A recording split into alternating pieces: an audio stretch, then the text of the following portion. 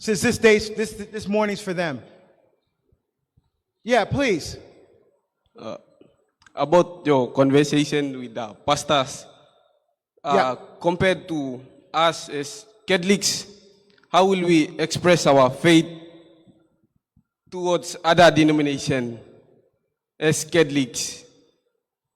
As a Catholic, how will we express our faith and tell them that the way we worship is we worship only one God, but not the other gods? Can you explain more a bit? Yeah, so basically, how do we explain that we worship only one God where other religions worship multiple gods? Is that what you're saying? I want to make sure I get the question right. Okay. Well, look at first of all, the major monotheistic religions of the world, Christianity, Judaism, and Islam, all believe it. Now, I would argue that it's not the same God. I mean, with Jewish, yes, not with the Muslims. And nothing against them, but here's why I say that. Because I've been to Muslim countries speaking, where actually it was illegal for me to speak about Jesus because they're under Sharia law. But I did it anyway. All right?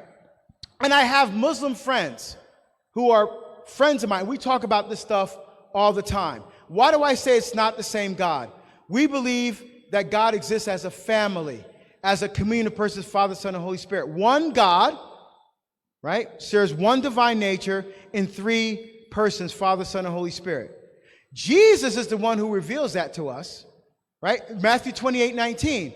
Go for and make disciples of all nations, baptizing them, Father, and of the Son, and of the Holy Spirit, right? And when they said he has to ascend to the Father, he goes, it's better that I go, because if I don't go, we can't send you the Spirit, right? So Jesus reveals to us that God is one God in a Trinity, right? So God reveals that to us. For our Muslim brothers and sisters, when they hear of God, of Allah, right, they don't see him as a loving father, right? In fact, if you called God Father, you would highly offend the Muslim. They don't see their relationship between us and God as a father and children relationship. They see it as slave and master, dog and owner.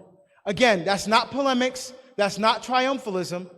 That is what my good Muslim friends tell me, what they believe about their relationship with God.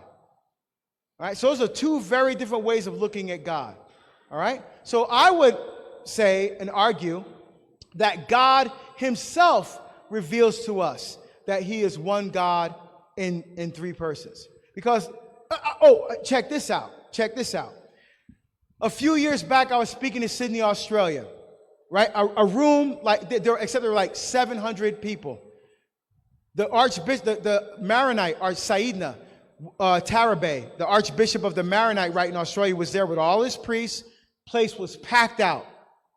During the talk, I talked about the theology of femininity, how I thought the Catholic faith had the best understanding of women than any other faith. I'm not saying the other faiths were bad. I just thought the way we articulate our teaching about women, especially Blessed Virgin Mary, that we have the best. So I gave some examples from Buddhism, Hinduism, then I got to Islam. Now I've read the Quran. There's a surah in the Quran that says if you believe a woman did something wrong, you could strike her. Right? Now when I said that, a Muslim gentleman stood up. I know he was Muslim because he's wearing a kufi. He said, no.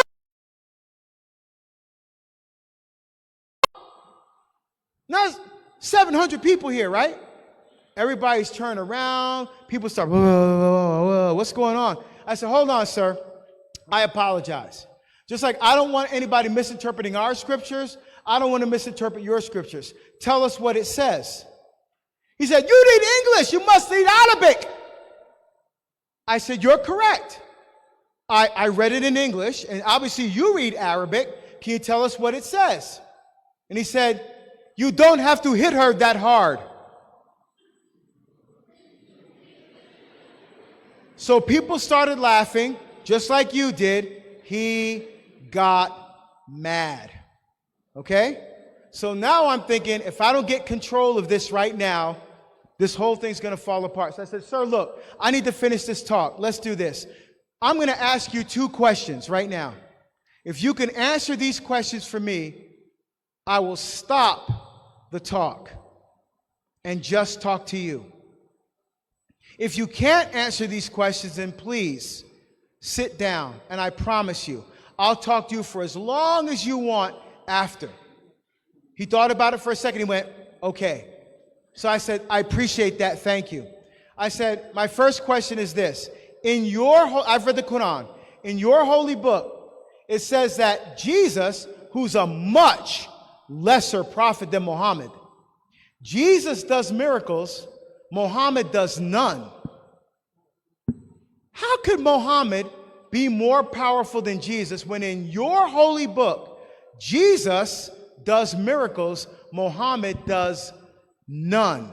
That's my first question. My second question is this. The only woman mentioned by name in the Quran is Miriam, Mary, the mother of Jesus.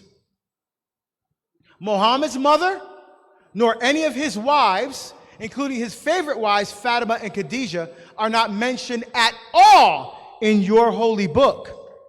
Only the mother of Jesus. How could Muhammad be more powerful than Jesus when Jesus' mother is mentioned and Muhammad's mother or wives are not?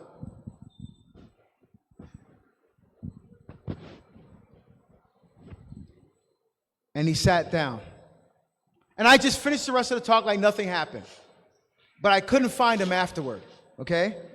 Why? Because he left thinking. I wasn't trying to embarrass him. I wasn't trying to destroy his faith.